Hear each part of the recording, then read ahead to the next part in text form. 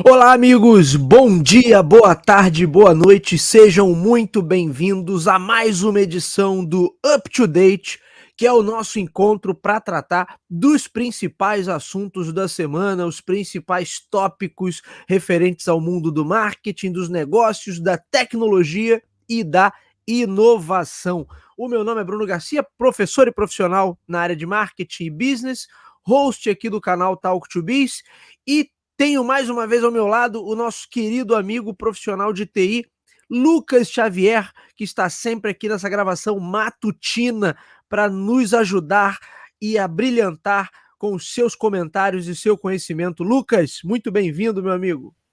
Obrigado, Bruno. Bom dia, boa tarde, boa noite a você que está vendo e ouvindo a gente. Muito obrigado pelo tempo que vocês estão nos emprestando.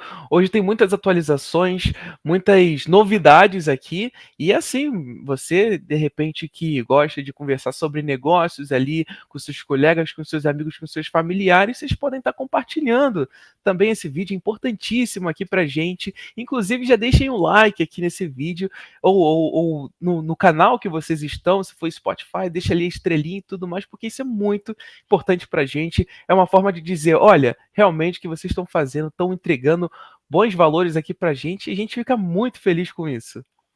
É isso, seja like, joinha, coraçãozinho, estrelinha, independente da plataforma por onde você acessa esse conteúdo, se esse conteúdo faz sentido para você, agrega valor, deixa o seu suporte, isso é super importante para a gente, né, Lucas? Aliás, o Lucas ele tá construindo uma base de fãs, né, sólida na web, então sempre muitos comentários, Lucas, muito legal, parabéns, né? Então a galera deixando aí o registro e o suporte. Muito legal, Lucas. Ó, qualquer dia vai ter fã-clube, vai começar a receber carta aí, o Lucas. Carta, quem sabe um dia, né? Quem sabe um dia carta, a gente tá mandando carta, a gente tá mandando uns autógrafos aí. Manda Pix, né? Igual a gente falou outro dia, manda Pix Manda também. Pix. Pois é, meus amigos, hoje tem muita coisa para a gente comentar aqui, muitas coisas interessantes. Aqueles recadinhos de início dos nossos trabalhos aqui, não, Lucas? Eu acho que tem uma coisa que é digna de nota, que é isso aqui, ó. ICQ encerra suas atividades após 28 anos, o Lucas. Qual é a sua idade, Lucas? Você não usou ICQ, Tenho né? 26. Não lembro de Então, ter usado esse aqui. o ICQ, Lucas, o ICQ era o WhatsApp dos anos 2000, do início ali dos anos 2000, né? Só que naquela época você não usava no telefone, né? Porque o mobile não tinha essa robustez tecnológica que tem hoje. Então o ICQ era o que depois se tornou o MSN, né, o Messenger, e que muitos anos depois, aí já com o mobile, né, é o que seria o WhatsApp, né, o mais próximo do que a gente tem o WhatsApp hoje. O ICQ foi o primeiro desses aplicativos de comunicação instantânea a fazer sucesso, a se tornar uma febre. E eu lembro, assim, com muita clareza, né, eu estudava à noite, saía da faculdade, chegava em casa, ligava o computador, conectava a internet para logar no ICQ, para ver quem estava online, para bater papo ali. Então era um negócio mágico, né, Lucas, daquela época. Você vê, olha, esse negócio era tão assim, o ICQ tinha um número de ID que era como se fosse o seu login, a sua identidade ali dentro do sistema. Eu lembro do meu até hoje, 8400377. Eu não esqueço nem do ID. E foi uma febre, né, durante um tempo. Aí, conforme o mercado foi evoluindo, foi dando lugar ao MSN, a outros aplicativos, e depois a coisa, né, já para 2010, aí a coisa vira para o mobile, e é o mobile que, né, a gente até usa a versão web do WhatsApp, mas, né, ele é nativamente um aplicativo para o mobile.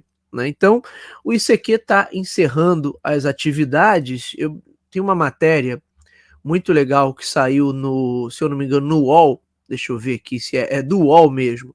É que eles fizeram uma retrospectiva, ali, uma timeline desde a criação do ICQ em 1996. Era uma empresa, se eu não me engano, uma empresa israelense chamada Mirabilis, depois em 98 ele foi comprado pela AOL, depois vendido para a empresa chamada Digital Sky Technologies em 2001, e em 2010 foi vendido para uma empresa russa, que é a VK, que é a empresa que mantém o ICQ até hoje, e é essa empresa que anunciou que o serviço deixará de funcionar no dia 26 de junho desse ano.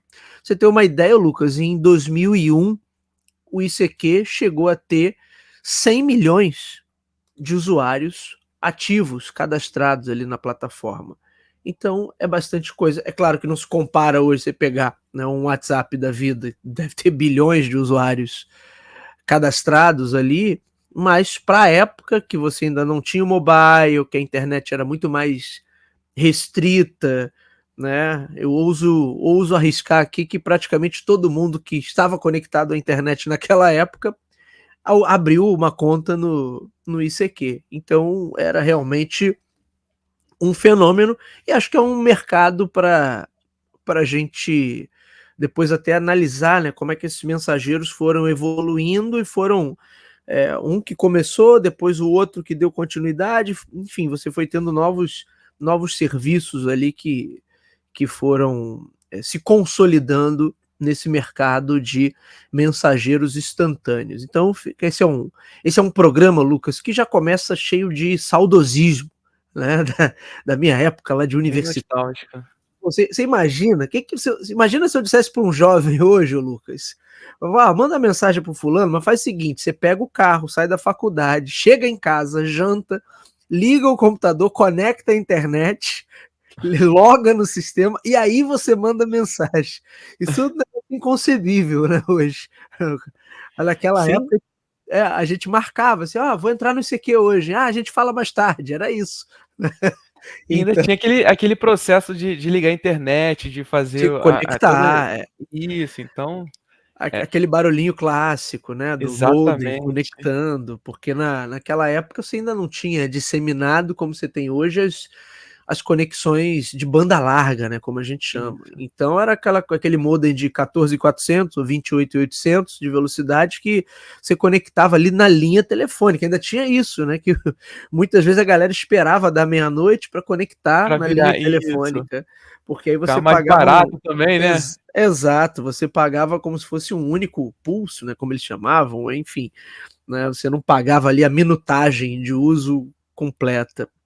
Então, é um serviço que depois caiu numa espécie de submundo ali dos mensageiros, né? Eu confesso a você, quando saiu uma versão iOS uns anos atrás, eu até instalei, né? E tava lá, minha conta tava ativa, né? Só que, como todo serviço desse de caráter social, né, não adianta você instalar se ninguém mais dos seus amigos está lá, né, Lucas? Então, até porque as pessoas que eu tinha lá naquela época, né, eu nem lembro quem são, assim, então, alguns colegas de faculdade e outras pessoas que você ia adicionando ali, ia conhecendo. Eu lembro que era muito comum assim, você entrar num site, numa sala de bate-papo, né, e aí você conhecia as pessoas, e, me dá teu número do ICQ, a gente fala por lá. Então, né, era um negócio assim, que você ia adicionando as pessoas e eu nem sabia disso, ó, o ICQ chegou a ser bloqueado aqui no Brasil em 2023 pela Justiça do Distrito Federal, após pedido da Polícia Federal por disseminação de pornografia infantil. É porque é óbvio, né, Lucas? É uma plataforma que está funcionando ali, mas não é mais usada pelo grande público, vira o canal ideal para esse submundo aí se disseminar, porque ninguém está prestando atenção no que está acontecendo ali. Então é um final, o Lucas, melancólico para o saudoso ICQ. E tinha o barulhinho, né, que ele fazia quando chegava a mensagem, que também se tornou um barulhinho clássico. E o símbolo dele, o ícone, era aquela florzinha. Quando estava vermelho, era que estava offline. Então era o terror, né? Quando caía a conexão, né, Lucas? E depois ela, quando conectava, ficava verdinha. Por muitos anos aí, um ícone muito forte de sinal de conectividade na web era a florzinha do ICQ. Meu amigo Lucas, dito isso, feita essa nota saudosista, vamos para o nosso banner de notícias que a gente tem muita coisa para comentar hoje. E vou até falar, né, a gente tem algumas notícias aqui sobre China, sobre investimento em semicondutores, sobre montadoras, enfim, tem algumas coisas interessantes. Eu fiz um pack oriental aí de algumas notícias para a gente falar, mas vou aproveitar para recomendar mais uma vez um podcast que eu tinha falado aqui há uns programas atrás, o Lucas, que é o Face Off, que é uma série especial falando da relação entre Estados Unidos e China. Então, essa primeira temporada eu terminei de ouvir essa semana, teve seis ou sete episódios falando especificamente sobre questões econômicas, relacionamento ali cultural, questões, né, das disputas ali de tecnologia, disputa militar. Então, é um podcast muito legal para quem quer entender mais desse cenário econômico, político, enfim. Hoje, eu acho que o Face Off é uma boa pedida, está aí disponível nas principais plataformas de podcast da atualidade. Para manter aí, como nas últimas edições do programa, a gente está sempre recomendando um podcast, eu acho que vale a pena a galera ouvir o Face Off. Meu amigo Lucas Xavier, ainda numa linha de revival de assuntos dos anos 90 e dos anos 2000, eu acho que tem um negócio que não é exatamente a nossa pauta, mas acaba sendo, porque tem isso aqui, ó, falar rapidamente. Famílias das vítimas de tiroteio processam Activision e Meta. A que se refere isso aqui? As famílias das vítimas do tiroteio na Hobb Elementary School em Uvalde, Texas, estão processando a Activision e a Meta, bem como uma fabricante de armas estadunidense. Esse tiroteio é mais um daqueles episódios que acontecem, infelizmente, com muita frequência lá nos Estados Unidos.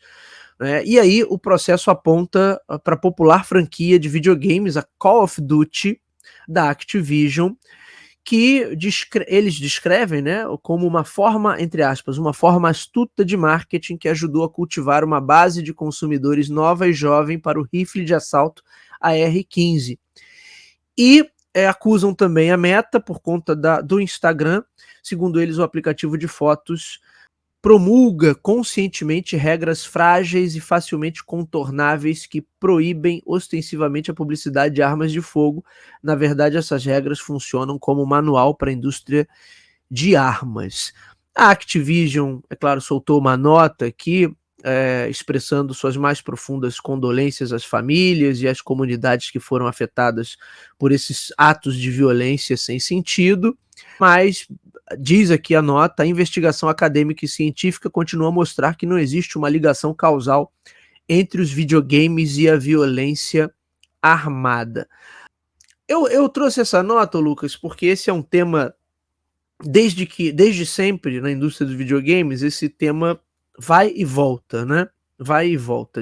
Videogame está relacionado à violência, videogame não está mais relacionado à violência. Em relação à Meta e a redes sociais de maneira geral, a gente já discutiu aqui inúmeras vezes, e esse assunto já está mais do que debatido, da questão de como essas redes extremistas usam as redes sociais para captar seguidores ali e divulgar, né? Muitas vezes a gente sabe que esses atos de violência eles são filmados de alguma maneira e tais imagens circulam pelas redes sociais e existem grupos que compartilham e que disseminam esse tipo de conteúdo. Infelizmente, né? Você vê até que ponto chega as doenças psiquiátricas, né? Enfim, mas isso é tópico para um outro momento. Agora, em relação à Activision e aos jogos, eu lembro lá nos anos 90, Lucas, a gente tem no início dos anos 90, já que estamos num quê saudosista, por isso eu fiz o gancho aí, a gente teve alguns jogos que marcaram muito, assim, como o início de uma nova fase para a indústria, onde se buscava um público mais maduro e não só o público infantil. Se pegar os anos 80 ali, praticamente toda a indústria de videogames é muito focada no público infantil. E no início dos anos 90 você tem Mortal Kombat, aquela primeira versão. Joguei no fliperama, Lucas, Mortal Kombat. Arrancava a cabeça, pá, né? Né? Aquela coisa do cano arrancar o coração do inimigo. Você tinha umas coisas ali que você nunca tinha visto numa tela de videogame. E se eu não me engano, um ano depois ou um ano antes, mas no mesmo período ali você tem, nos computadores, você tem o Doom, que é o primeiro jogo de tiro em primeira pessoa assim, a fazer um sucesso estrondoso. E que também você tinha uma representação ali da violência, cartunesca, claro, não é realista como a gente tem hoje, a tecnologia era outra naquela época, mas você tem uma representação da violência. Isso já levantou todo esse debate, né, o que os especialistas chamam de, às vezes, um pânico moral em relação à associação entre videogames e violência. Então, isso é uma discussão que vai e volta. De fato, não existe nenhuma comprovação científica. Eu joguei Doom, o Lucas, joguei muito Mortal Kombat e não ando por aí arrancando a cabeça de ninguém, né, tentando decapitar ninguém. Então, de fato, a violência ela surge de outros fatores, de problemas sociais, de problemas socioeconômicos. Você tem um universo complexo ali de fatores que geram a violência. Mas um ponto de atenção hoje, e aí eu acho que talvez essas empresas tenham que fazer algo a respeito, é que hoje a coisa é muito mais realista. E até que ponto esses simuladores, de tão realistas que se tornaram, não podem ser usados até para treinar uma galera. Para treinar, da mesma forma que, sei lá, a gente poderia pegar o Flight Simulator para treinar pilotos, de alguma maneira criar uma versão do Flight Simulator ali mais específica para treinar pilotos. Não sei até que ponto, embora, óbvio, qualquer um que já jogou Call of Duty, por mais que seja realista em termos gráficos, ainda é um jogo, e é óbvio que tem todos os elementos ali de um jogo. Então, não é exatamente uma cópia da vida real, mas que tem muitos elementos ali que talvez pudessem servir de uma espécie de treino, de amadurecimento ali, é uma questão complexa. Tanto eu acho que videogames não geram, Lucas, não causam violência, não, né? Mas hoje, como você tem um nível de realismo muito grande, até que ponto isso poderia estar sendo usado até por essas redes de ódio, né, de extremistas, para de alguma maneira captar ali novos seguidores. Eu não sei. Eu trouxe a bomba aí, Lucas. Eu não tenho nenhuma conclusão a esse respeito. O que eu posso dizer é que joguei Doom bastante. Meu filho, eu já botei ele para jogar Doom também. E não é isso que de fato torna alguém um fascínora, um violento, enfim, são outras questões. Agora, o nível de realismo conforme a gente tem hoje, como né, uma coisa era eu ver uma cena do Mortal Kombat lá em 1990, outra coisa você vê hoje, né, o nível de realismo ali, de detalhamento. Então eu acho que, e aí quando a gente fala dessas simulações, eu não sei até que ponto isso pode estar sendo usado por redes criminosas para de alguma maneira treinar ou captar a atenção de novos potenciais seguidores ali. Aí é um ponto que a gente tem para discutir. Meu amigo Lucas Xavier, você jogou Doom também, Lucas? Você... Não joguei a primeira versão, mas eu acho que em algum momento no PlayStation 2 eu cheguei a jogar Doom. Eu acho que nunca teve um estudo específico para comprovar se realmente isso faz sentido, porque teria que pegar crianças que foram do mesmo contexto social, que foram ali, tiveram toda a questão ali dos mesmos contextos ali sociais, e que uma cresceu jogando videogame e outra não. Então, ainda assim é difícil, porque as crianças vão perceber o mundo de formas diferentes, mesmo que os pais sejam parecidos e mesmo que o estudo tenha um cuidado assim para aproximar o máximo possível de comportamento dessas crianças. Ainda assim, não seria é uma pesquisa assim que não seria 100% assim, poxa, realmente se comprova. E outra coisa, se em algum momento dissesse não, realmente o jogo interfere. Poxa, eu acho que seria, no final das contas, um baque ali pro mercado de jogos e o quanto que essa pesquisa não seria disseminada e contextualizada de forma errada, e coisas nesse sentido. Eu acredito que, de alguma forma, o jogo não interfere diretamente, mas às vezes ele pode ser um tipo de potencializador do que a criança vê, ouve, eh, faz alguma coisa, e toma algumas decisões nesse sentido. Eu, por exemplo, eu via desenho, e teve uma vez que eu me joguei, de uma laje achando que eu era o Batman, por exemplo. Então, Caramba, assim, Lucas. Caramba. isso. Então depende, do quanto do quanto de incentivo para algumas ações a gente se tem, numa família e coisas nesse sentido. É óbvio que também ali faz parte da questão da educação ali dos pais, dar esse discernimento ali para a criança, o que faz sentido e o que não faz. E às vezes, a gente os pais podem estar terceirizando ali de alguma forma o que era para eles terem feito. Então, às vezes, esse processo ele está acontecendo porque justamente não teve aquele direcionamento ali dos pais dizendo, poxa, isso daqui. Porque de alguma forma, uma criança ou um adolescente vai ter algum tipo de interação visual com coisas nesse sentido. Então, faz parte ali do processo de educação social também, explicar o que faz sentido e o que não faz. Nossas mães sempre e nossos pais sempre nos direcionaram: olha, isso daqui é certo, isso daqui não faz isso, porque isso daqui é muito ruim, isso daqui vai ser muito ruim no final das contas ali para sua vida e tudo mais. Imagina se nossos pais às vezes não tivessem direcionado, por exemplo, a gente para fazer uma faculdade, direcionassem a gente para outras coisas. Então, assim, faz parte ali também desse molde do pensamento ali de uma criança, a interferência poderosa ali, obviamente, dos pais, direcionando nesse sentido. E assim, se a criança, que é uma criança, tem acesso ao Call of Duty, que é um jogo acima dos 18 anos, já está errado. Então, Exato. tem esse ponto, porque assim, é, é, é- na descrição, na sinopse do jogo, tá dizendo, olha, para maiores de 18 anos. Então, se em algum momento os pais estão processando porque o seu filho, menor de idade, entrou e acessou esse jogo, em algum momento ele comprou, ou então alguém trouxe.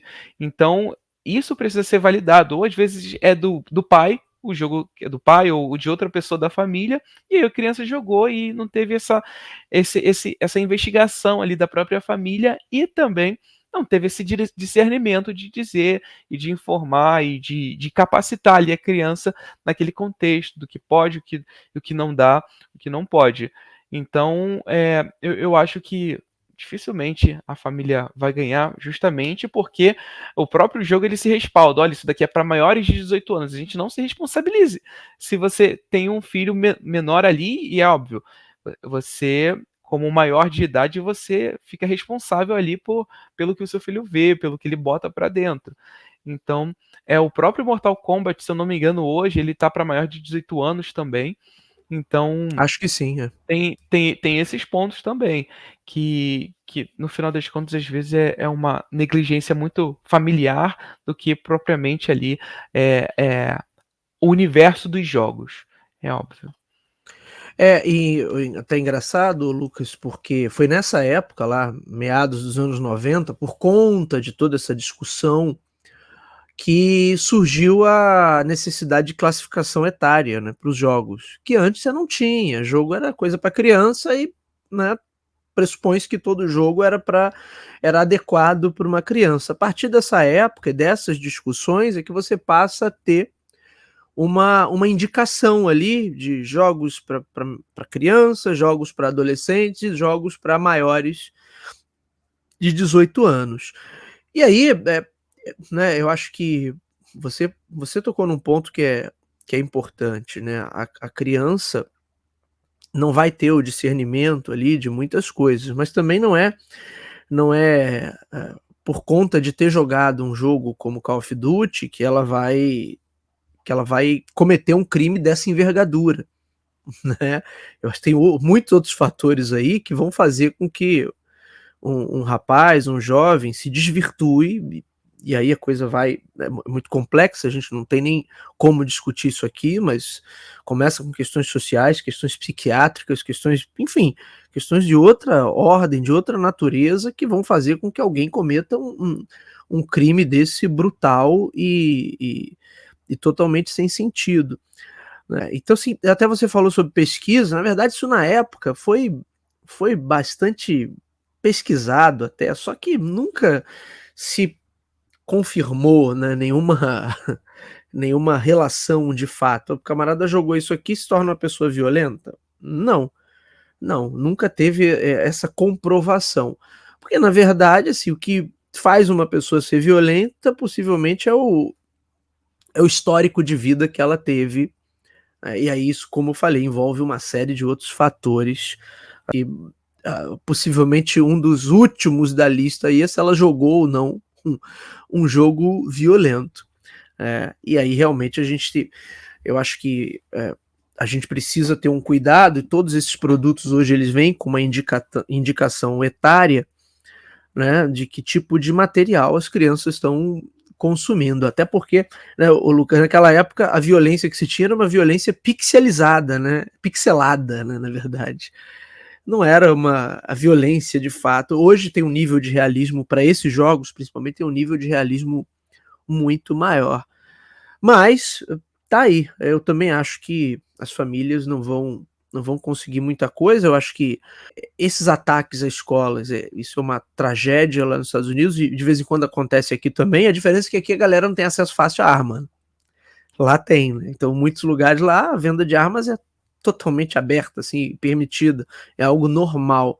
Então, isso facilita que esse tipo de problema aconteça.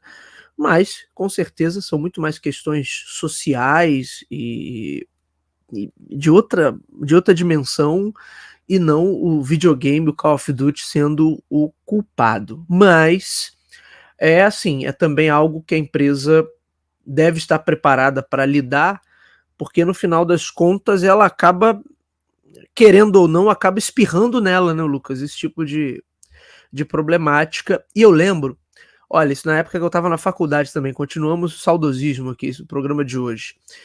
Não sei se você já ouviu falar disso, mas acho que em 2000 ou 2001 teve um lunático lá em São Paulo que entrou num cinema e atirou nas pessoas. E acho que morreram 6 ou 7 pessoas nesse ataque. Um jovem também, jovem adulto, né, não era um adolescente, entrou no cinema, puxou um rifle, sei lá, uma metralhadora e atirou nas pessoas. E aí o paralelo que se fazia era com o jogo do Duke Nukem em 3D, que tinha lançado havia pouco tempo, e logo na primeira fase o herói, um dos ambientes que ele visitava ali para matar os alienígenas, para matar alienígenas, veja bem, Lucas, era uma espécie de shopping e tinha uma sala de cinema em que você entrava, tinha uns alienígenas lá e você trocava tiros com os alienígenas. Então o paralelo que se fez foi esse. Então, na verdade, assim, os videogames, por tratarem desse tipo de temática, sempre tiveram um respingo quando algo dessa natureza acontece. E aí, mas o que esse cara joga? Joga videogame, jogos violentos. Né? Mas se fosse olhar por isso, né, qualquer filme da Sessão da Tarde, eu assistia a Sessão da Tarde antigamente, Lucas, passava aquele filme do Chuck Norris, Braddock. Então ali, violência por violência, né? Se fosse isso, todo mundo que assistisse um filme desse seria também um potencial fascínora. E não é assim que a coisa acontece. A violência é gerada por outros fatores, né? Enfim, essa é uma discussão complexa, mas só para passar aí a notícia. E os videogames, não é de hoje, Lucas, que eles acabam levando uma certa culpa ali e uma responsabilização, até porque esses crimes normalmente são cometidos por jovens ou por jovens adultos, né? E talvez por isso também a conexão. Ah, mas o meu pai assistiu todos os filmes do Rambo e não saiu por aí atirando em ninguém. Agora os jovens jogam, entendeu? Então talvez isso também gere essa conexão aí. Polêmica, ô Lucas, polêmica aqui no programa. Ainda já que a gente está numa certa linha de polêmica, acho que tem um outro ponto aqui, Lucas, que é isso, ó. PCs turbinados por inteligência artificial e o pesadelo para a privacidade. No nosso programa da semana passada, Lucas, a gente falou sobre os aplicativos volumétricos que a Microsoft estava desenvolvendo em parceria com a Meta, lembra? Para uso lá com o Oculus, o Quest 3. E a gente falou sobre essa parceria, enfim, que é uma aposta interessante para o futuro, mas na verdade é que no mesmo evento a Microsoft também anunciou que estava em parceria com fabricantes de hardware desenvolvendo uma linha básica ali, que seriam os PCs movidos a IA, que eles estão chamando, se eu não me engano, de Copilot Plus, Copilot com um sinalzinho de mais do lado, que aí tem uma linha de hardware específica com uma versão do Windows 11 que seria turbinada por IA.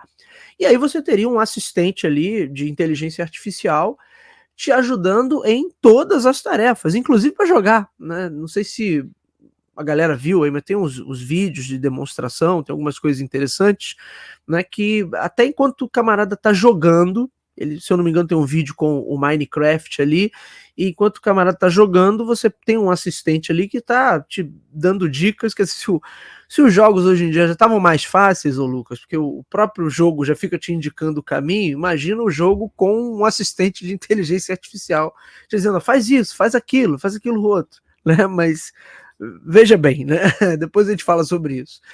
Mas o ponto é, o que gerou polêmica, ô Lucas, é um recurso que eles estão chamando aqui de recall.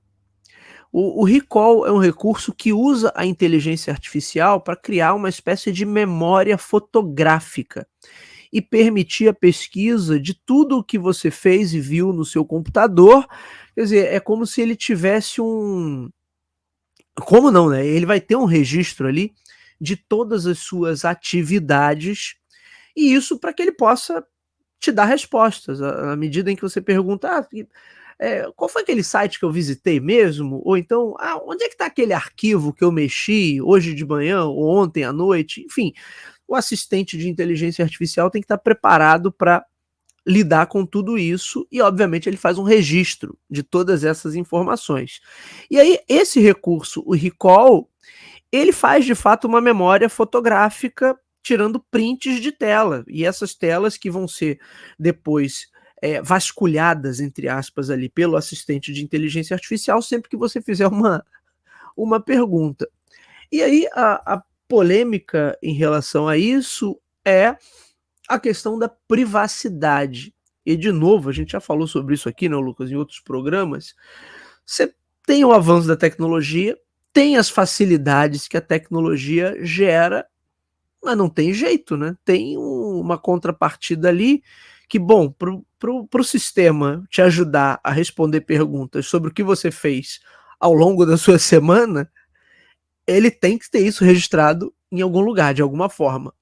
Se vai ser registro fotográfico, se vai ser registro em texto, se vai ser a gravação de áudio e vídeo do que você fez, bom, não, né? Mas de qualquer forma tem que ter um registro, porque o sistema, a memória do sistema funciona assim, né? Ela fazendo registro de tudo.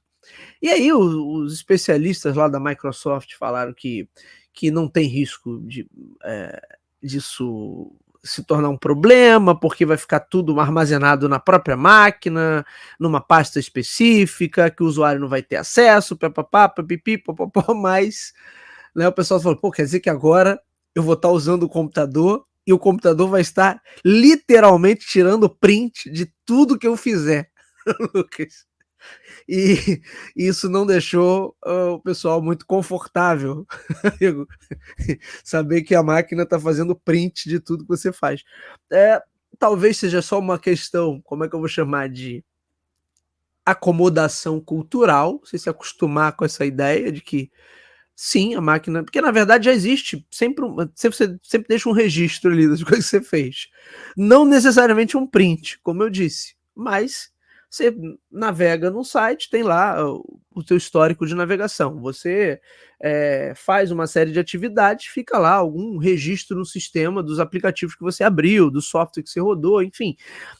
A coisa agora só vai para um outro nível, certamente, né, eles vão desenvolver uma maneira agora de desabilitar esse recurso, porque acho que isso pode gerar um incômodo para as pessoas e além do próprio risco de vazamento, né, de alguém invadir tua máquina e pegar todo o teu histórico ali de uso, enfim, isso gera um outro nível de preocupação. Só falando rapidamente, como é que eles estão chamando, né? A Microsoft está chamando de Copilot Plus, esses PCs específicos. Os equipamentos terão certos requisitos técnicos para garantir o melhor desempenho. Aí um SSD de pelo menos 256 GB, 16 GB de RAM, e tem a questão da arquitetura de chips, que agora eu não estou achando aqui, daqui a pouco eu acho. E aí os fabricantes que já estão nessa parceria com a Microsoft: Dell, Lenovo, Samsung, HP, Acer e Asus. Meu amigo Lucas, segundo a Microsoft, os primeiros modelos entram em pré-venda a partir do dia 18 de junho. Quer dizer, daqui a 2 semanas, quem quiser já vai poder ter o seu PC e seu notebook já turbinado com essa versão do Windows 11, já com a inteligência artificial integrada em tudo. Lucas Xavier, que agora teremos o nosso próprio C3PO, né, dentro do computador, o Lucas. Que essa semana passada a gente falou da Cortana, eu perguntei, cadê a Cortana? Pois é, mas tá aí, ó. Na verdade tinha muita coisa de inteligência artificial, e a Microsoft agora tá botando o Copilot em tudo. Você me mandou ontem uma nota que eles estão inserindo o Copilot no Telegram, eles estão inserindo o Copilot em tudo que eles podem, né? Então tudo movido a Copilot, como eu disse, até para jogar Minecraft você vai ter lá o Copilot dando pitaco na sua jogatina, amigo. Não, faz isso, faz aquilo, imagina só isso, Lucas. Meu amigo, e aí, como é que você vê essa nova linha de PCs? A Microsoft está estimando aqui pelo menos 50 milhões de faturamento no próximo ano com a venda desses PCs turbinados a IA. Eu acho até que é pouco, né? Eu acho que pode ser bem mais. O que você está vendo aí sobre isso, meu amigo? Eu acho que é para um público. E essa configuração, pelo que eu vi ali de computadores, é para um público bem mais específico. Porque olhando aqui, um SSD de 256, beleza, que a partir de agora todos estão tendo um Isso, SSD Lucas, no mínimo, né? No padrão. mínimo. Isso, no mínimo. E assim, um processador neural integrado, e principalmente ali a questão de 16 GB de memória RAM. Então a gente está falando de um tipo de usuário que é um pouco mais avançado. A gente não está falando daquele usuário que compra um notebook para estudar, para fazer o TCC da faculdade, para documentar as coisas da faculdade. A gente não está falando daquele usuário básico. A gente está falando aqui de um usuário mais intermediário e, dependendo do nível ali, um intermediário premium ali indo para avançado, porque pelo que eu vi, assim, alguns detalhes de configuração, até mesmo pelos notebooks que essas marcas têm, pelo que eu estou acompanhando assim de universo de tecnologia e tudo mais, tecnologia ali, principalmente ali de notebooks, a gente está falando de um público que é um pouco mais avançado realmente ali na usabilidade. Então, assim, por que eles estão pedindo isso? Primeiro, que eu acho que precisa de memória RAM ali para todas essas atividades ali, para ter atividades paralelas. Você está fazendo aqui sua atividade e, paralelamente, tem uma outra inteligência ali que tá fazendo que está tendo também o processamento ao mesmo tempo. Então ela está processando ali outras informações, ela está validando, ela está guardando, ela está tirando o print ali, guardando numa pasta específica. Então, para isso, para essas ações concorrentes, no final das contas, precisa ali de uma boa memória RAM.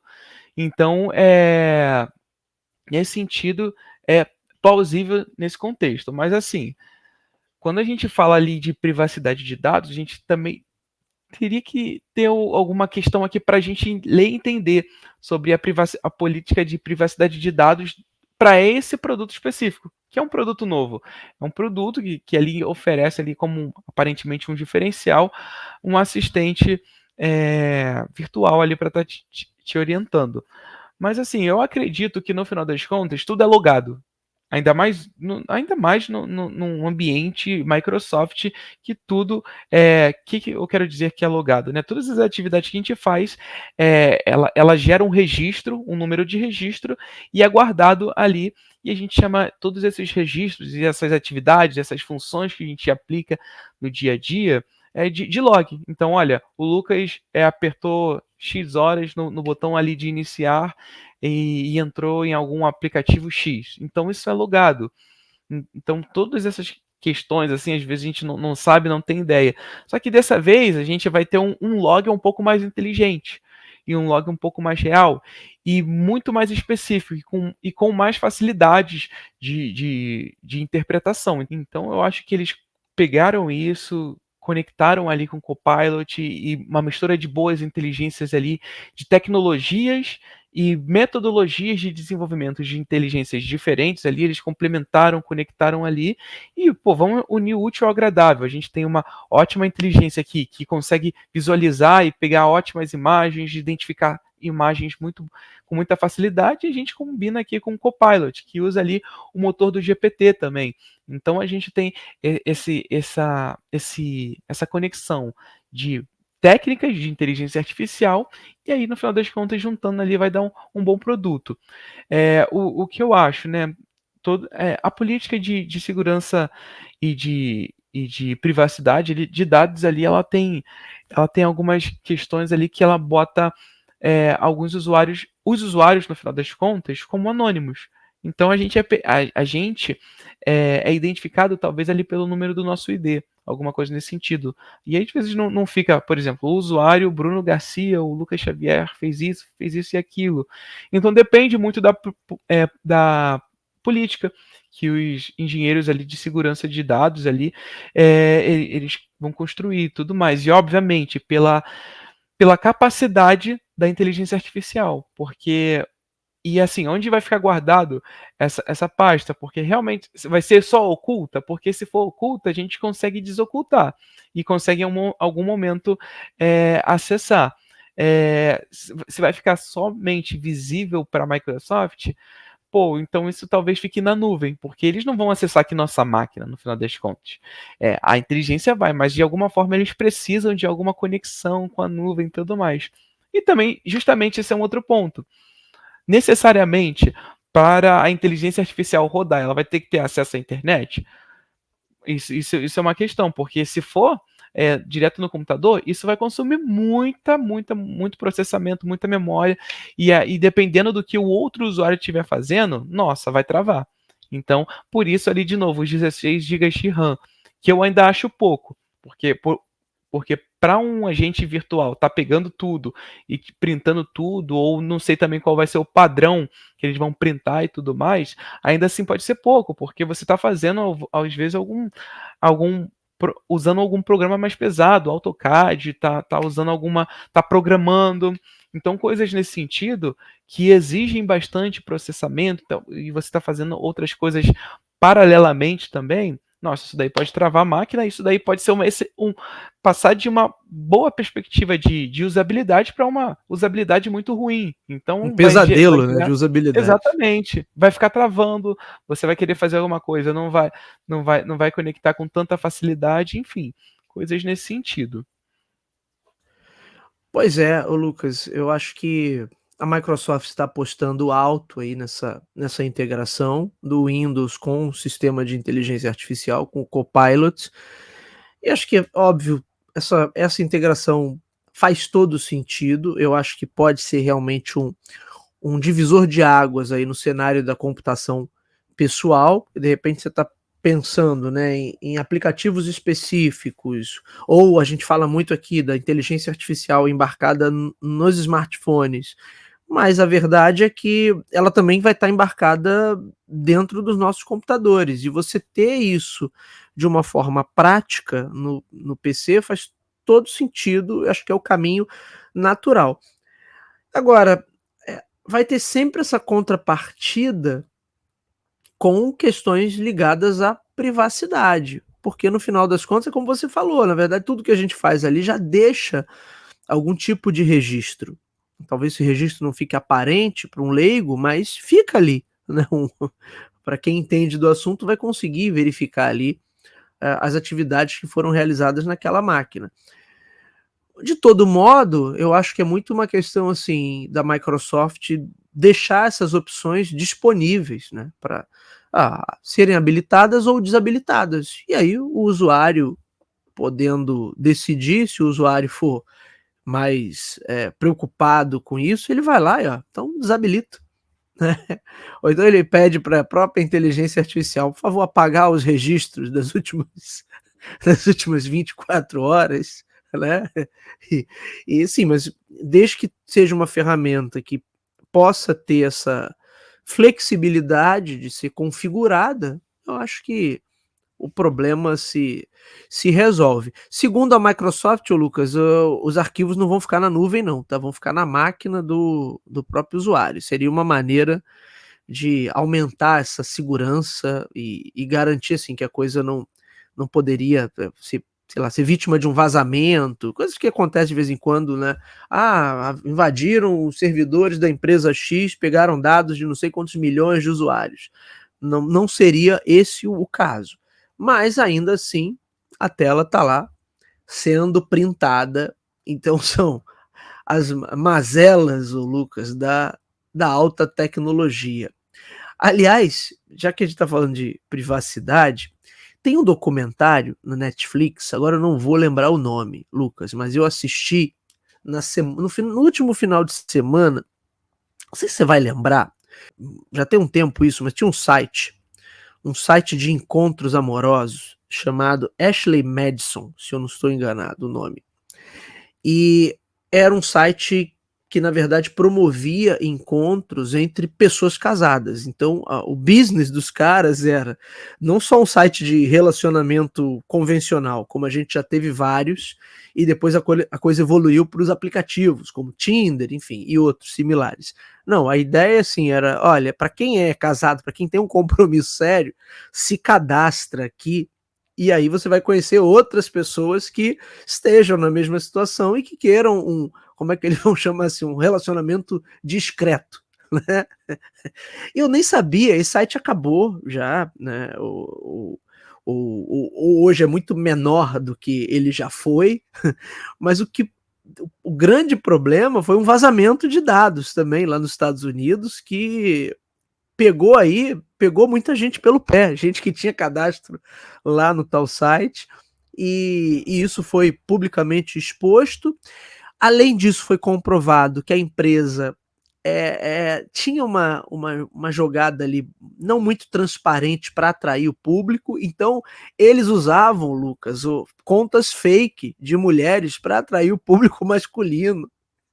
Então, tinha um negócio ali, né, tinha algumas coisas meio obscuras ali no funcionamento do site. Então, até o final do programa, eu vou resgatar aqui o nome do documentário, eu acho que para quem gosta de tecnologia e para quem gosta desse universo dos negócios, é um documentário curtinho, são 5 ou 6 episódios só, então vale a pena conhecer. Eu nem lembrava desse site, porque realmente isso ninguém mais falava nele, então eu achei interessante, não sabia que tinha acontecido isso, que tinha um vazamento, que tinha toda uma série de acusações ali depois de fraude, enfim, vou resgatar aqui o nome do documentário, acho que é uma boa pedida, embora o tema não seja exatamente o business, o negócio, mas sim o vazamento e o impacto que isso teve na vida de muitas pessoas, mas ainda assim conta ali os bastidores da empresa, tem o head de produto falando, tem o head comercial falando, então eu acho que é interessante, tá? É material bacana. Daqui a pouco eu resgato aqui o nome e trago para vocês. Além de dica de podcast, ô Lucas, hoje tem dica também de documentário no Netflix, tá bom? Meu amigo Lucas Xavier, chegou o momento de falarmos do mercado nacional, falarmos de inovação. Estamos chegando na hora do Innovate BR, meu amigo. Posso puxar a nossa vinheta? Pode chamar, Bruno, pode chamar, mas só 10 segundos só para lembrar o pessoal aqui para dar aquele like que a gente muito espera, que é o tão aguardado feedback positivo aqui, que a gente aguarda aqui, dá a estrelinha, dá o coraçãozinho, porque isso é muito importante para a gente, pessoal. É isso, meus amigos. Innovate!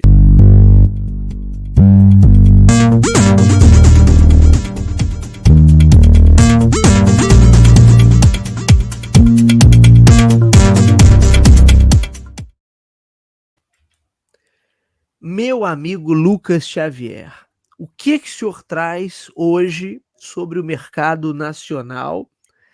Parece que tem duas grandes companhias aí de transporte aéreo que podem estar caminhando para um relacionamento mais sério. Hoje estão só se namorando ali, meio que à distância, né, Lucas? Mas tudo indica, já que a gente estava falando de site de relacionamento, tudo indica que elas vão caminhar para um relacionamento mais sério. O que o senhor traz para a gente hoje, doutor Lucas?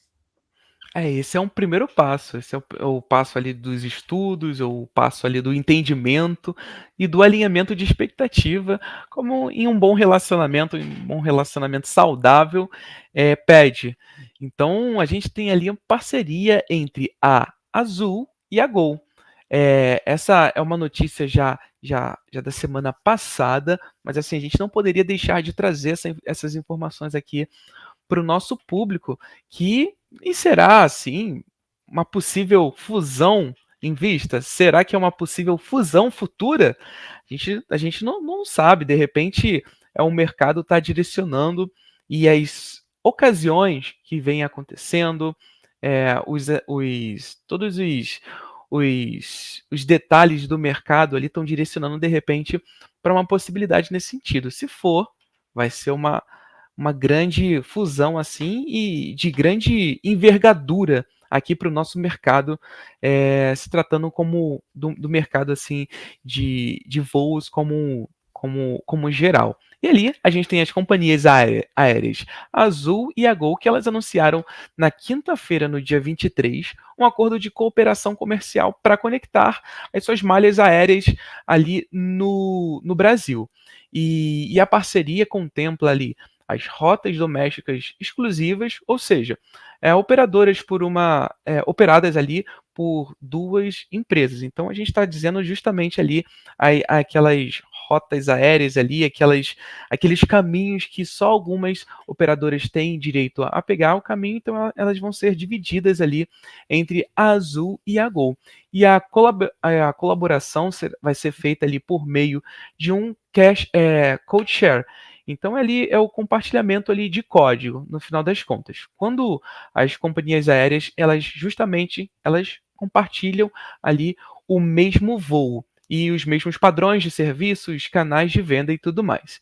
Então, nesse caso, a gente vai ter muita integração de dados. E isso é um ponto assim, é, enfim, no final ali desse ponto aqui eu vou compartilhar com vocês, mas é um ponto para a gente ter bastante atenção, porque no final das contas, compartilhamento de dados entre empresas parceiras é um excelente ponto ali para a gente realmente tá pensando em possíveis fusões, porque isso acontece ali nesse processo ali de M&A.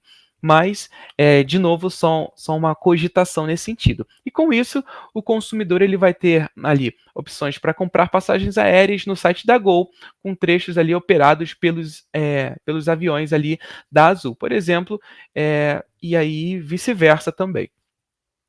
E essa cooperação comercial, ela vai ter início ali no final de junho. No final de junho, hoje a gente está aqui gravando aqui no dia 1º de junho, então ali para o finalzinho de junho já vai estar disponível ali para os nossos ouvintes aqui testarem, validarem se realmente isso tá acontecendo. Então, o acordo ele foi anunciado poucos meses após a Gol entrar em processo de recuperação judicial lá nos Estados Unidos, e eles estão com uma dívida ali estimada de 20 bilhões de reais. E segundo as empresas, a ideia do acordo é ampliar as opções de voos para os clientes. Atualmente, a Azul e a Gol somam 1.500 voos ali, decolagens diárias. O acordo ele envolve ali também os programas de fidelidade durante a compra das passagens exclusivas ali no CodeShare, ali os clientes da Smiles, que é no caso o programa de fidelidade da Gol, e do Azul Fidelidade, que eles também vão optar ali por acumular pontos no programa ali de preferência. Então, se por um lado a gente entende que pode ser um M&A, por outro lado também é uma parceria muito interessante, pensando somente ali no âmbito de parceria por parceria mesmo, pelo negócio, pelo ecossistema, a gente está pensando assim, primeiro, é, existe a possibilidade agora de um usuário ali, de um cliente comprar e escolher o melhor modelo ali de milhas que faz sentido para ele, um melhor programa de fidelidade, o que vai estar entregando mais valor, e aí, nesse caso, compete somente às empresas para estar disponibilizando e aplicando as ações que o usuário, o cliente, vai perceber valor naquilo. Então, você vai perceber valor no programa de fidelidade da Gol, da Azul. Então, assim, faz sentido eles pensarem ali no melhor modelo de negócio para o usuário e, obviamente, nas suas operações também. E aí, nesse contexto, a gente também tem a possibilidade ali de concorrência e de voos mais com menos intervalos. Então, se, por exemplo, eu compro um voo daqui para São Paulo, por exemplo, tem agora em um horário, e o próximo horário são só 2, 3 horas depois, e com uma diferença muito grande, isso é possível de abaixar esse intervalo, talvez o preço também. Então, esses alinhamentos, eu tenho certeza que eles não foram tomados à toa, eles foram tomados baseados em muitos dados que eles analisaram, muitos comportamentos.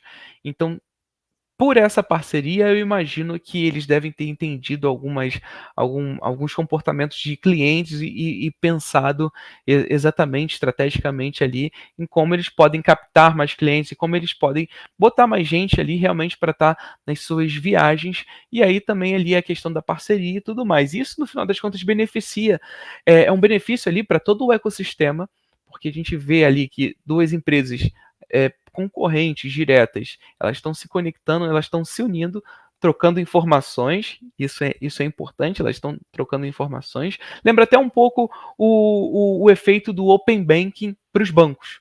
Então, essa é uma boa comparação. Então, eles estão trocando essas informações e talvez, quem sabe ali, mais empresas, se não for, se essa parceria não for propositalmente voltada para um M&A, de repente outras empresas aéreas também podem estar entrando virando um trio nessa parceria. Então, assim, no final das contas, é um avanço nesse sentido para todo o ecossistema ali de voos. Então, e os periféricos também. E, de novo, novas possibilidades para novos negócios, porque vão existir novos problemas e aí a gente precisa desenvolver novas soluções. Muito bem, senhor Lucas. Eu quando vi essa notícia, eu pensei, bom, eu sempre me chama a atenção essa questão da competição ali quando você está em serviços de transporte, seja aéreos, terrestres, enfim, quando muitas vezes você tem a questão ali da rota. Na verdade, assim, é diferente de você estar no mercado de bens de consumo, onde você tem várias opções ali de um mesmo produto, mas a rota é a rota, né? A rota é sempre a mesma. Você compra uma passagem para São Paulo, você espera chegar em São Paulo, é isso, né? Então, esse já não é um setor que, pelo menos aqui no Brasil, né, tenha tanta competição assim. E acho que ele funcionar em rede, como você colocou, faz inclusive muito sentido. Seria interessante que a gente tivesse um consórcio de empresas ali que cobrissem todas as rotas que têm que estar cobertas para atender a necessidade dos usuários, dos passageiros. Então acho que seria uma forma mais inteligente até de funcionar, porque ali não é de fato uma competição no sentido estrito do termo, como a gente veria, por exemplo, em outros setores econômicos. Então acho que esse outro modelo de funcionamento, mais numa espécie de competição ali, talvez fizesse muito mais sentido, talvez faça muito mais sentido. Agora, não sei, não, eu acho que isso aí tem toda a cara aí, ô Lucas, de um primeiro passo para uma, para uma potencial fusão, né? Vamos acompanhar, a gente, como sempre, a gente comenta aqui baseado nas informações que saem na mídia, né? A gente não tem informantes, né, internos lá, né, que estão passando aí as informações quentes, então a gente comenta baseado no que a mídia coloca. Como de costume, todos os links aí ficam na descrição do episódio para que vocês possam conferir esse conteúdo original. Mas sinto um cheirinho de fusão no ar, assim. Gostaria de ver também essa ideia da rede ali, do networking, delas funcionando em parceria para dar uma maior cobertura e oferecer um maior serviço, inclusive economicamente isso talvez fizesse mais sentido, né? Porque elas teriam também muitos custos ali compartilhados, enfim. Eu acho que da perspectiva econômica, em se tratando de um setor tão específico, que é o de transporte aéreo, né? Mas enfim, eu não vou nem entrar nessa discussão, que a gente vai ficar falando aqui de logística, de pé de praça, enfim, não é esse o momento, mas eu acho que a ideia desse networking, dessa rede cooperada ali, para dar essa amplitude maior e oferecer um melhor serviço, faria todo sentido. Não é necessariamente assim que o mercado costuma funcionar, né? E não é um direcionamento que a gente costuma ver com muita facilidade. Quem sabe, né? Eu acho que tá mais com cara mesmo, Lucas, de uma fusãozinha que vem por aí a qualquer momento. Porque uma já está acusando o golpe lá fora, 20 bilhões em dívidas. Quer dizer, eu acho que é uma movimentação que eles estão colocando como uma parceria, ótimo, mas a gente até falou sobre isso, agora eu não lembro, foi Pets e Cobase, né? A gente falou sobre isso. Lucas, tem sempre um que chega com mais ímpeto ali, ou que botou mais dinheiro, ou que tá melhor das pernas, e que... Então, né, quem vai ser o cabeça dessa operação? É tudo cooperado, não é? Como a coisa ainda vai começar, vamos aguardar para ver. Mas eu acho que se caminhar para essa ideia de ser essa rede estruturada para oferecer um serviço mais integrado e um serviço melhor, eu acho que seria o melhor dos mundos.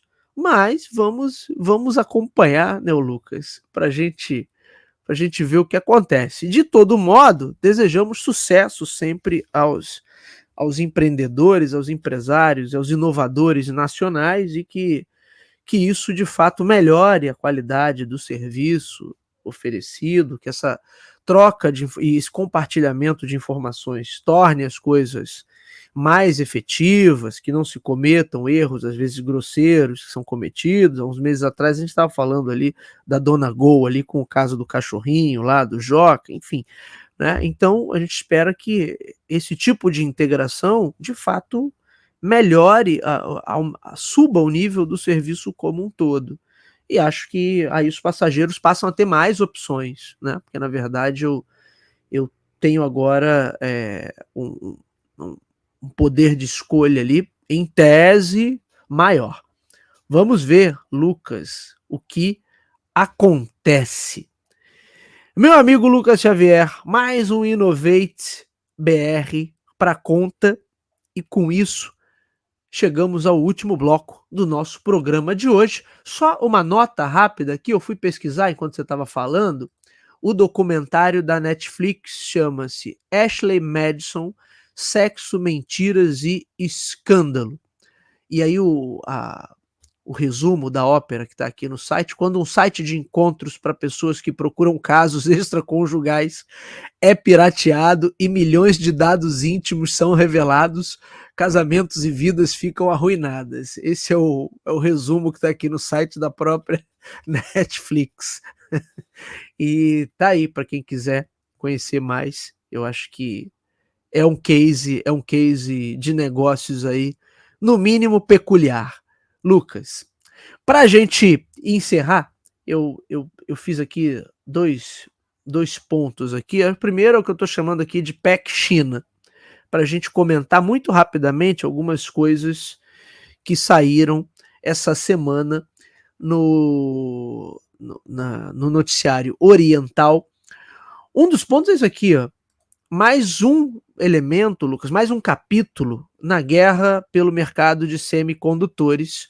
China anunciou a criação de um fundo de 47 bilhões de dólares para o mercado de semicondutores, e o objetivo é aquele que todo mundo já está imaginando, né? É a China atingir a autossuficiência nesse mercado de tecnologias. E aí, matéria que saiu no Nikkei: o governo da China lançou um novo fundo para semicondutores apoiado pelo Estado no valor de 344 mil milhões de yuans, ou seja, 47 bilhões de dólares. Um movimento estratégico para contrariar, na verdade, os esforços dos Estados Unidos em limitar o seu acesso à tecnologia avançada. A gente já falou bastante sobre isso aqui no canal, né? Inclusive do investimento também em território norte-americano, também do governo dos Estados Unidos, para ampliar esse potencial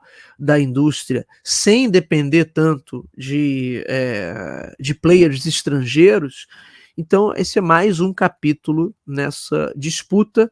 E aí, como eu recomendei o podcast Face Off no início desse programa, ali fala-se bastante também sobre essa questão dos semicondutores.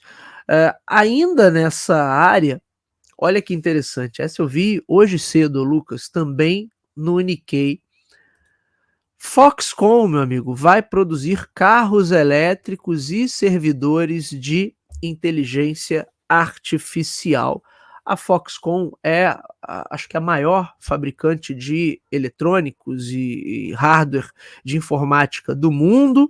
Ela é muito conhecida, né, por ser uma das principais fabricantes ali de produtos da Apple, mas ela também produz para Sony, também produz para Nintendo, também produz para marcas sul-coreanas como Samsung.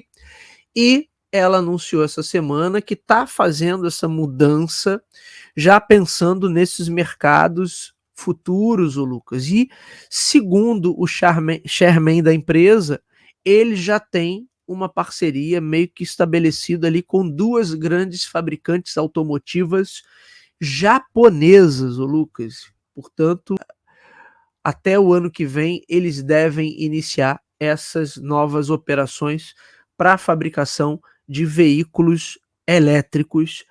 E isso é bem interessante, né?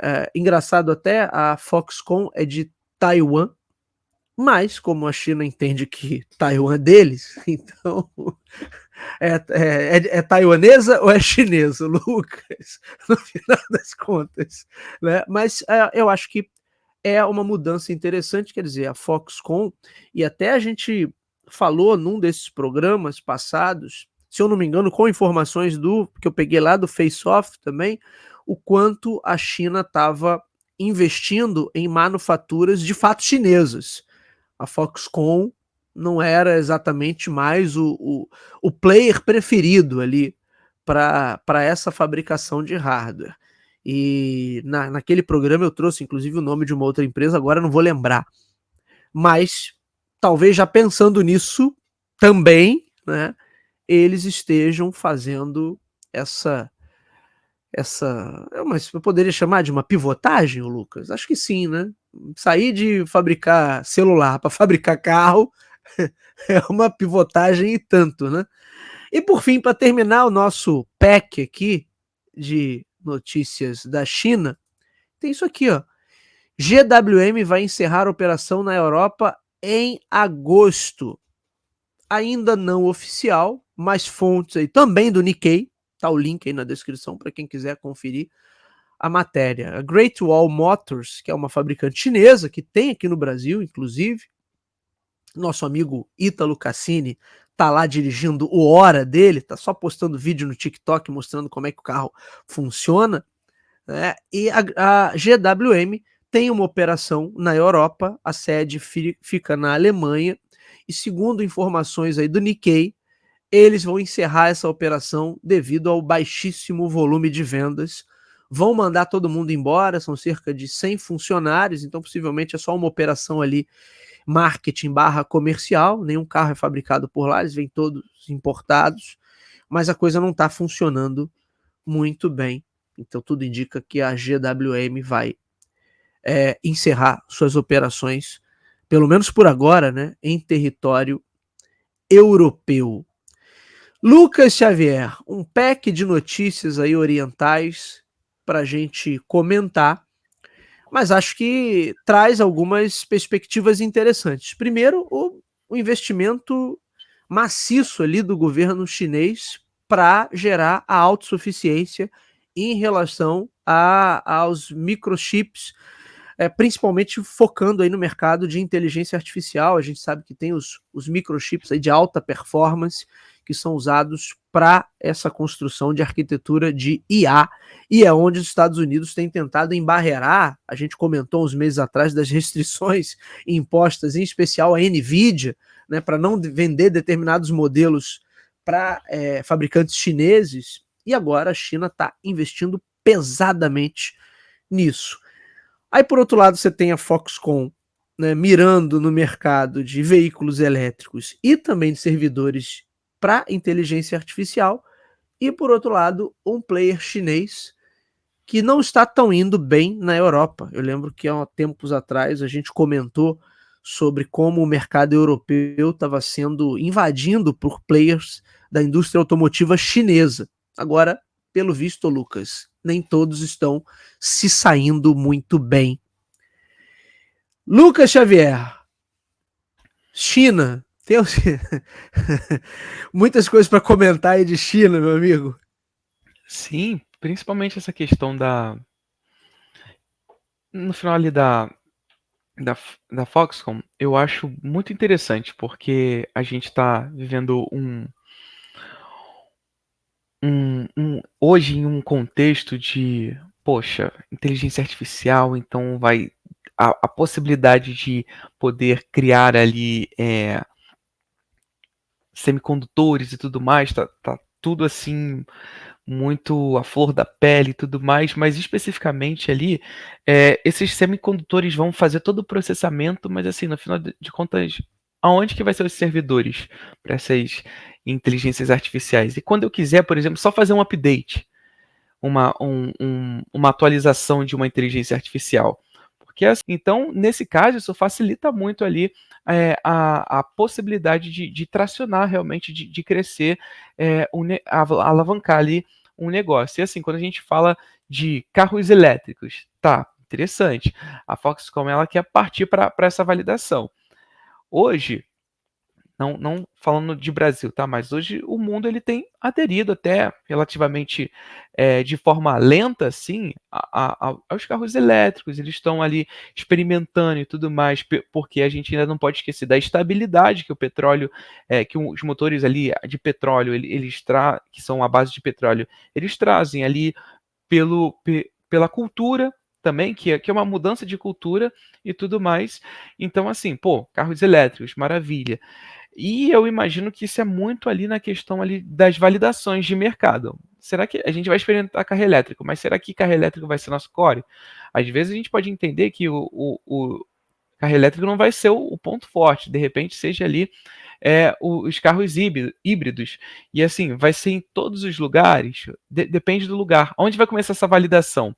Esse mercado de servidores, enfim, nuvem e tudo mais, é um mercado que ainda tem muito para crescer, que está criando está alavancando muitos negócios. Então, assim, isso é importantíssimo, até porque a gente está falando de inteligência artificial, que precisa de muito processamento, que é caro. Então, a gente tem uma excelente possibilidade nesse sentido. Um outro ponto é a questão ali do fundo da China, né? Que a China vem forçando a barra assim, nesse sentido para se desenvolver, para manter essa autonomia, essa independência. Então, eu acho altamente pertinente esse tipo de aplicação. Então, quando a gente pensa em performance, em possibilidades de inovação, em descobertas de outros mercados também, a gente também precisa de investimento para isso. Então, faz todo sentido a gente ter um investimento bom, robusto, justamente para a gente se desenvolver. E aí, quando a gente desenvolve, automaticamente a gente acaba desenvolvendo outros mercados ali dentro. E, obviamente, ali novos problemas vão surgir, novas soluções vão aparecer. Então, também é um incentivo de mercado e é uma forma também de dizer, olha, eles deram até um prazo, se não me engano, foi em 2026 ou 2026, eu esqueci Acho que o era prazo para trocar, não depender mais de dos algumas Estados tecnologias Unidos, né? norte-americanas, né? A gente falou Isso, sobre isso aqui. É verdade. exatamente. Então, assim, eles estão com prazo no talo, porque, assim, é um plano e é um ecossistema muito grande. A gente está falando de China, a gente está falando de um país no final das contas. E analisar, eu também acho bem prudente assim a GWM dar uma segurada ali nas operações ali na Europa, porque assim, quando a gente pensa em uma empresa do nível da GWM, 100 funcionários, assim, teoricamente, é muito pouco. Então, é melhor com 100 funcionários do que, por exemplo, com 500, com 1.000 usuários, com 1.000 funcionários lá na frente. Eu imagino que isso só deva ser um momento para eles olharem, entenderem o que aconteceu, o que está acontecendo e depois eles voltarem mais forte. Porque no final das contas, parar com. Primeiro, só ter 100 funcionários ali num ambiente de Europa ou no setor que só trata a Europa, é teoricamente muito pouco. Então, porque o que acontece? A gente tem uma Europa que está se desenvolvendo, que está tendo vários comportamentos, que está tendo várias especificidades de ter 100 funcionários tratando nesse sentido. De repente, era só uma forma de dizer que eles não tinham tanto interesse, até mesmo para ter as operações ali consolidadas na Europa. Ou mesmo uma forma de dizer, não, vamos dar uma segurada, vamos testar com pouco, vamos colocar poucos funcionários aqui para a gente validar. E às vezes eles vão encerrar aqui para olhar para dentro, entender o que aconteceu para depois voltar mais forte. Assim, no final das contas, eu acho que eles não tomaram essa decisão à toa. Eu acho que faz todo sentido, Lucas, um realinhamento, né? E não sei também, bom, pelo menos aqui no Brasil, eles chegaram e fizeram praticamente nada, assim. Chegaram sem fazer muito barulho. Agora, depois que a BYD fez todo o investimento, agora que eles têm feito mais campanha, mas nunca tinham feito, né? Já estão aqui há alguns anos. E eu não sei se eles tentaram o mesmo tipo de abordagem por lá, também concordo que por uma operação num continente, você tem 100 funcionários só, é nada, né? Mas a gente falou sobre isso também há uns meses atrás, que o mercado de puros elétricos, ele deu uma desacelerada, né? E a galera está possivelmente apostando mais em híbridos. E aí isso pode ter um impacto também, então havia aí todo um temor da entrada de players chineses no mercado europeu, mas talvez nem todos eles estejam tendo a mesma aceitação que talvez outras marcas estão tendo. E um comentário rápido aqui, a Foxconn fazer essa mudança para carros, né, carros elétricos, e na verdade ter essa parceria aí, aparentemente com duas fabricantes japonesas, mas a Apple desistiu do carro dela, né? Uns meses atrás nós falamos sobre isso, que faria todo sentido a Foxconn fabricar o carro da Apple, né? Já que historicamente, a grande fabricante aí de produtos Apple, mas agora eles vão fabricar carros de outros fabricantes, não mais o da Apple. Lucas Xavier, já estouramos o nosso horário, mas rapidinho aqui, só para a gente não deixar de comentar, tem isso aqui, ó. Google, documentos vazados expõem detalhes sobre mecânicas de buscas.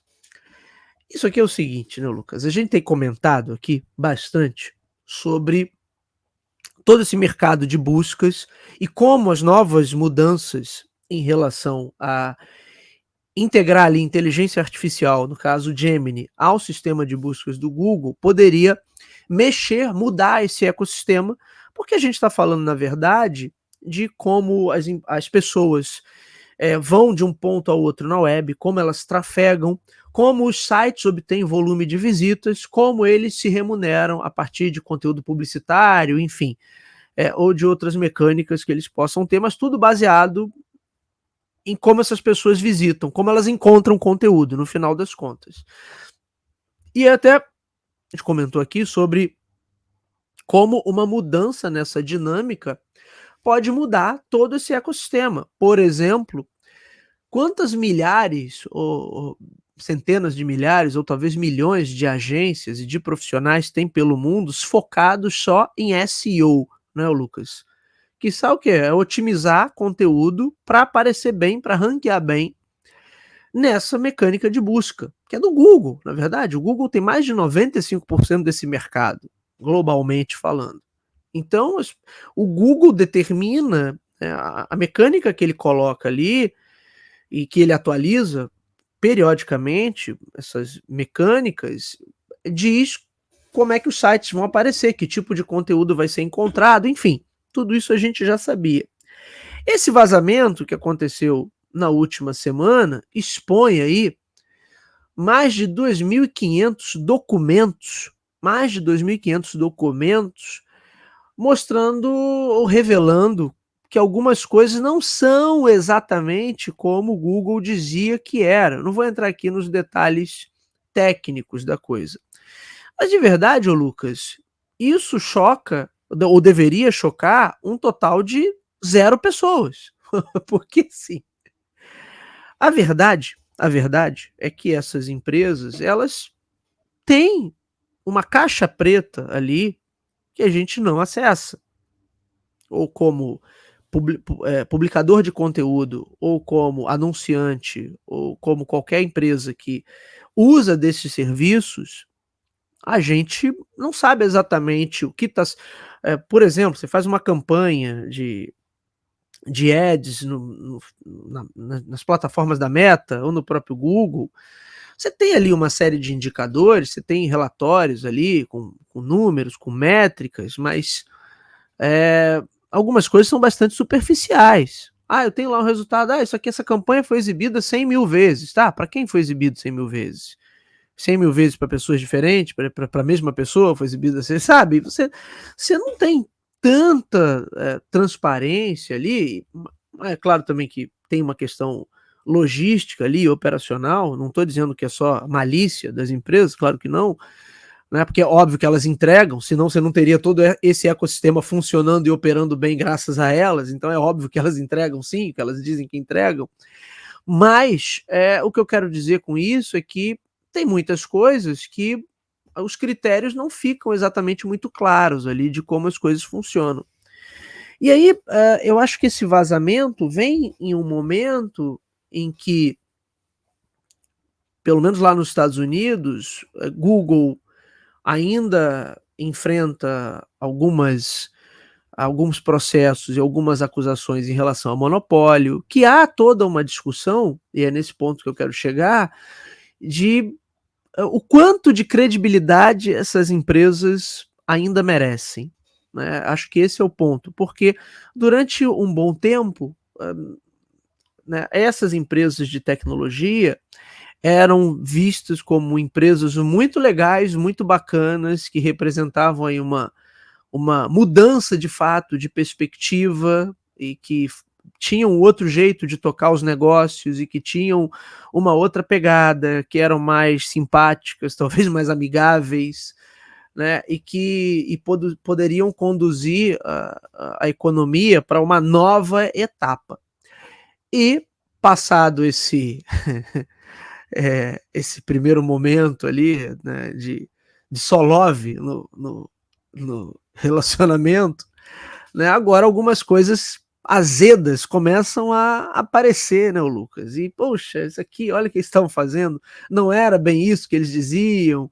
E acho que esse vazamento, na verdade, é mais uma fissura ali nesse voto de confiança que foi dado a muitas dessas empresas. Então, na semana passada a gente falou da entrevista do Sundar Pichai, lá falando sobre mercado de buscas. Hoje, quando esses camaradas falam, eles não têm a mesma credibilidade que eles tinham há 10 ou 15 anos atrás, o Lucas. Acho que esse que é o ponto, né? E o fato desses vazamentos acontecerem, quer dizer, isso também mostra uma fragilidade interna, não, Lucas? A gente sabe que a maior parte das vezes esses vazamentos são originados internamente, é um vazamento, né? Não é alguém que foi lá e hackeou dados. Na maioria das vezes tem o dedinho de alguém ali de dentro que quer mostrar ao público como as coisas de fato acontecem. E, enfim, eu acho que nesse processo de desconstrução de credibilidade que essas empresas já tiveram, e o Google sempre foi, né, muito forte nessa questão da credibilidade, ninguém deu tanta credibilidade assim à Meta, por exemplo, mas ao Google ele sempre teve uma reputação muito boa, né? Mas as coisas. E até agora, do tudo que eu li, também não vi nada demais. Assim, meu Deus, olha que absurdo isso aqui. Não vi ainda.